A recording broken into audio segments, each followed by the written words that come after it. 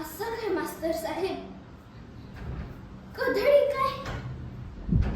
नालायक, हरामजादी. थांब, तुला शिकवेन चांगलाच धडा. तुझ्या पापांचा भरलाय खडा. तुला शिकवीन चांगलाच धडा. मोठा समजतोस स्वतःला मास्तर? अरे तुझं गट्टारात घालजा शास्तर. तुझं मसनात गेलं ज्ञान, तुझ्या तोंडात घालीन शान. शान. तुझं ख, तुझं घ. बरं पैजाचं घेतय विडा.